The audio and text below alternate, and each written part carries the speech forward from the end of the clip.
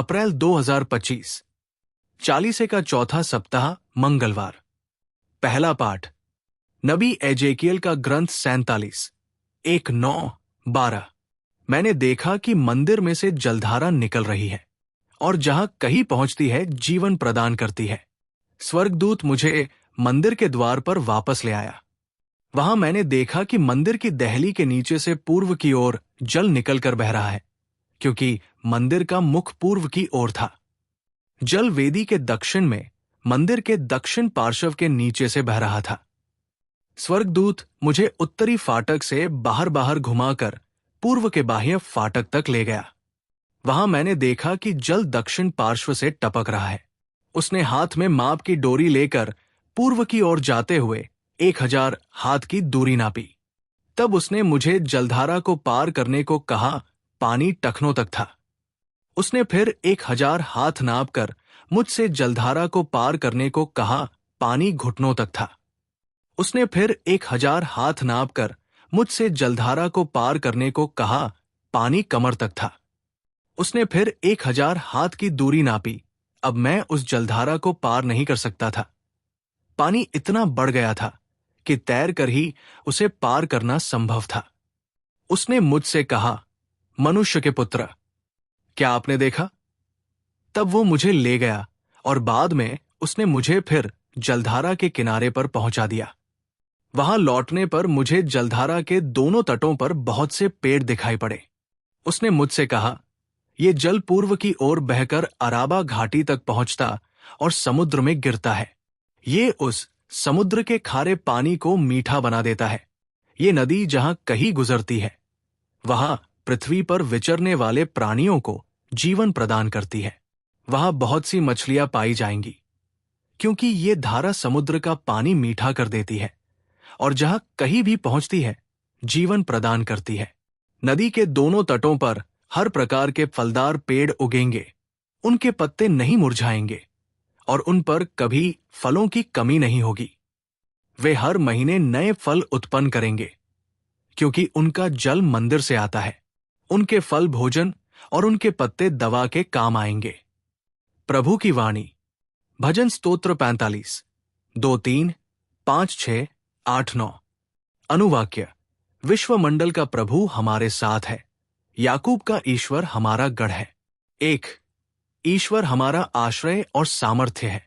वो संकट में सदा हमारी सहायता करता है। इसलिए हम नहीं डरेंगे, चाहे पृथ्वी कांप उठे, चाहे पर्वत समुद्र के गर्त में खिसक जाएं। 2। एक नदी ईश्वर के नगर का, सर्वोच्च ईश्वर के पवित्र निवास स्थान को आनंदित कर देती है। ईश्वर उस नगर में रहता है, वो कभी नष्ट नहीं होगा। ईश्वर प्रात काल उसकी सहायता करता है। 3। विश्वमंडल का प्रभु हमारे साथ है। याकूब का ईश्वर हमारा गढ़ है। आओ, प्रभु के अपूर्व कार्यों का मनन करो। वो पृथ्वी पर महान चमत्कार दिखाता है। जयघोष। स्तोत्र 50, 12, 14। हे ईश्वर, मेरा हृदय फिर शुद्ध कर और मुक्ति का आनंद मुझे फिर प्रदान कर। सुसमाचार। योहन के अनुसार पवित्र सुसमाचार 5, 1-3, 5-15। उसी क्षण वो मनुष्य अच्छा हो गया।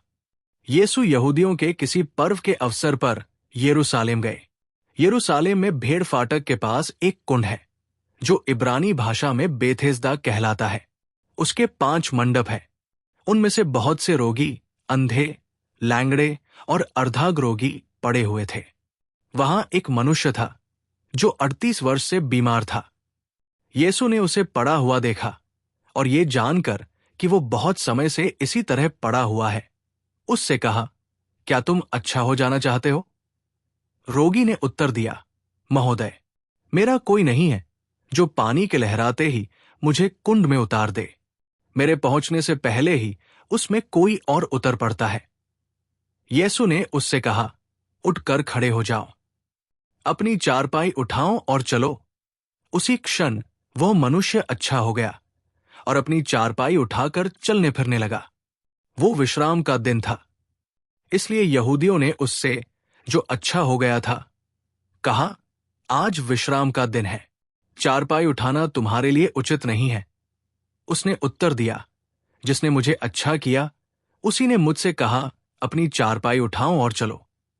उन्होंने उससे पूछा, कौन है वह जिसने तुमसे कहा, अपनी चारपाई उठाओ और चलो?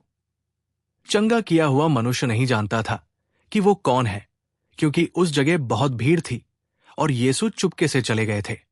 बाद में मंदिर में मिलने पर यीशु ने उससे कहा, देखो, तुम चंगे हो गए हो, फिर पाप नहीं करो, कहीं ऐसा न हो कि तुम पर और भी भारी संकट आ पड़े। उस मनुष्य ने जाकर यहूदियों को बताया कि जिन्होंने मुझे चंगा किया है वो यीशु है। यहूदी यीशु को इसलिए सताते थे कि वो विश्राम के दिन ऐसे काम किया करते थे। प्रभु का सुसमाचार। मनन चिंतन। आज के दोनों पाठों में जलकुंड का जिक्र है। जल के द्वारा बपतिस्मा, अभिषेक और चंगाई का वर्णन है। चर्च में भी पास्का काल में जल को आशीष दिया जाता है पुरोहितों के द्वारा, और वही जल शक्तिशाली बन जाता है क्योंकि इसमें ईश्वर की आशीष उतरती है। ठीक उसी तरह जैसे जलकुंड में स्वर्गदूत आकर पानी को लहराते हैं और उसमें ईश्वरीय शक्ति उमड़ पड़ती है। पहले पाठ में नबी एजेकियल बहुत ही गहन और प्रेरणादायक विचार साझा किए हैं, जो किसी आध्यात्मिक दृष्टांत या दर्शन की ओर इंगित करते हैं। ये वर्णन पानी की शक्ति और उसके जीवन प्रदान करने की क्षमता के माध्यम से प्रकृति और ईश्वर के दिव्य कृपा का प्रतीक हो सकता है।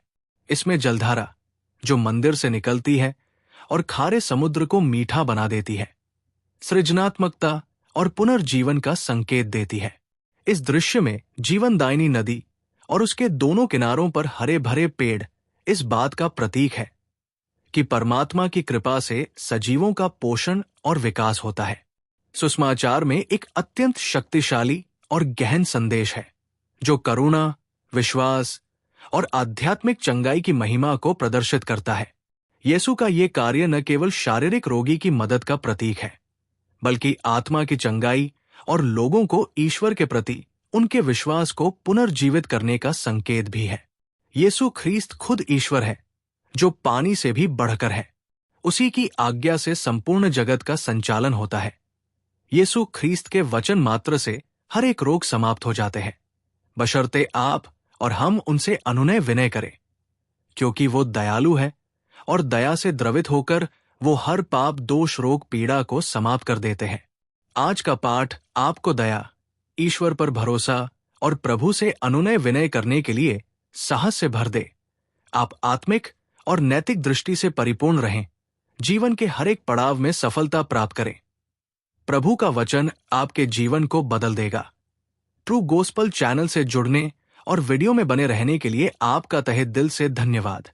ईश्वर आपको बहुतायत से आशीष दे।